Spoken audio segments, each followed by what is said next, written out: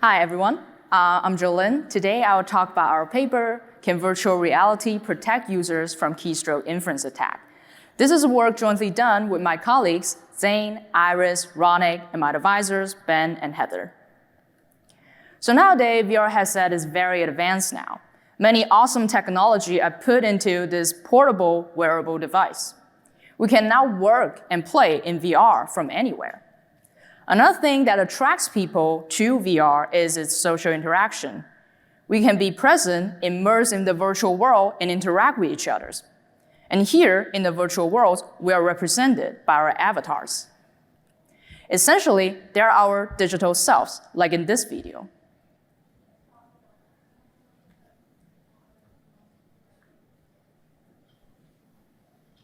Okay, there should be some audio, which makes, it will be more funny, but it's okay. So you can see that the avatar reflects the user's actual behaviors. While this isn't a movie, so it might be a bit more dramatic. But over the years, the avatars in our real VR systems are evolving, like in a really fast pace. So here is Mark Zuckerberg's avatar, and is already doing a good job of imitating, or say approximating, his behaviors. And another key feature of Avatar is that we can customize them. We use them to hide the things that we don't want to show, like our pajamas, unfolded laundries in the background, crazy wild hair in the morning. So naturally, people think the avatars also give them a sense of privacy. But in this paper, we ask, is this sense of privacy valid? Can the avatar actually leak information that we care? In particular, we consider a VR work scenario. Here we have two users, Alice and Bob. They're working in VR, and they could be writing some important documents. And they're physically at different locations by themselves, so they don't need to worry about other people peeking at them, like shoulder-surfing attacks. But in VR, they're sitting inside a virtual beachside cafe, enjoying the view, the companies of many others, and work. And here is Alice's view of Bob. She sees that Bob's avatar's hands are actually typing. And that is because the VR hand tracking output is utilized to render the avatar's behavior. So we wonder, can Alice infer Bob's keystroke by just observing Bob's avatar? And there are two types of typing inside VR. One uses physical keyboard and one uses the virtual keyboard. And in this work, we focus on typing on a physical keyboard because this is currently how people type Word documents inside VR. And this brings us to the threat model. In a shared VR environment, we have our target typing in English for 10 plus minutes, and the target typing in English for 10 plus minutes, and the attacker who can observe the target avatar. And there are two ways to get an observation. First is that the attacker can tap into their own VR headsets and obtain the 3D hand pose of the target. This data is used by the headset to render the target avatar. And in observation type 2, we consider a weaker attacker. They can only do screen recordings on their own VR headset. And then they obtain a video of the target's avatar's typing. So when we first look at this problem, we have two challenges. First of all, this is an attack by first encounter. So the attacker have no labeled data of the target, no prior knowledge at all. Second, the target can't sit there and type for all day just for the attacker to observe. So our observation is very limited. For 10 minutes typing, there is roughly 500 words only. And apparently, these two challenges are already addressed by a recent work on general keystroke inference attack. So our immediate action back then was to apply this approach, and to our surprise, it doesn't work. So we dig deeper, and then we realize the real challenge, and that is the inaccurate avatar's hand motions.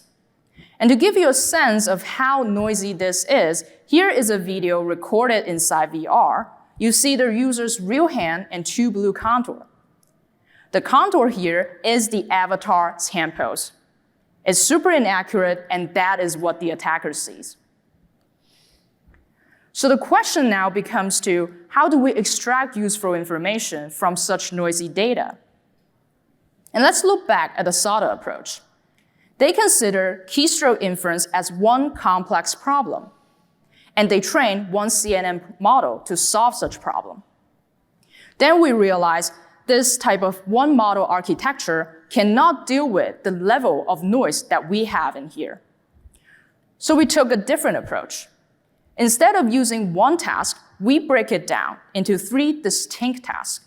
And now, because each task has a much simpler goal, we can build a dedicated model to learn information, even from the noisy data. And here we chose Transformer, because their self-attention module is better at identifying key patterns from the noisy data.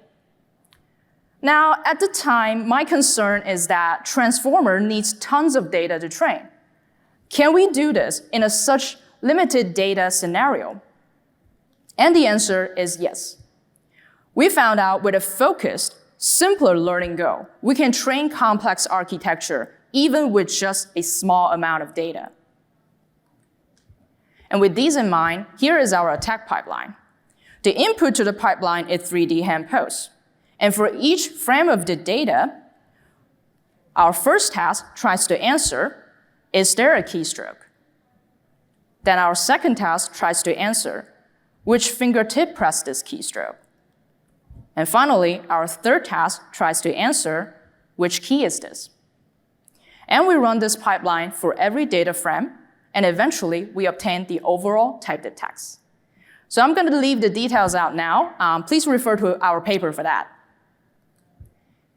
We did lots of experiments to evaluate this attack, and here are some previews. We first evaluated the attack across 15 users. They have very different typing styles, and each user, they type about 500 words in our study inside VR, and they are email sentences from the Enron dataset. And they all type on a physical keyboard. And we have 3 metrics for measuring the performance, comparing the original to our recovered text.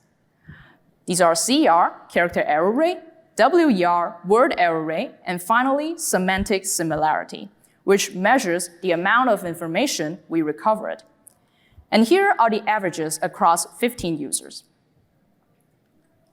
And here is a more concrete view of the results. So this is what 80% similarity looks like in text. More than half of the participants, their results are better than this. It's one email from the attack data, and I have marked it the error words in yellow.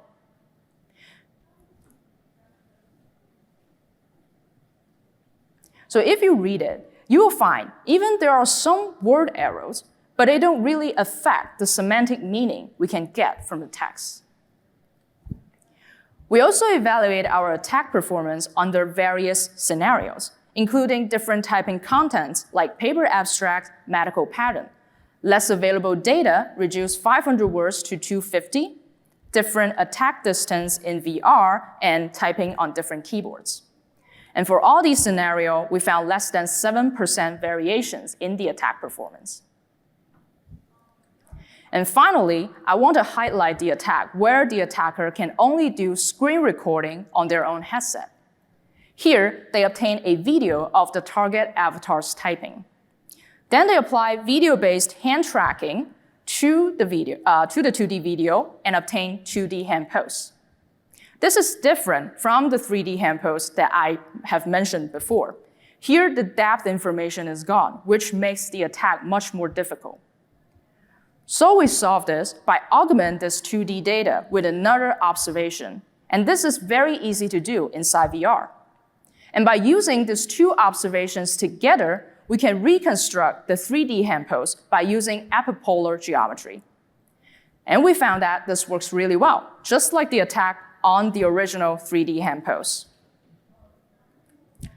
So I just show you that even if our avatars are approximating our behaviors, they can still leak our privacy. We need to think about defense. And one simple way is to add noise to the hand pose data. And we found that this can effectively disrupt the typing pattern.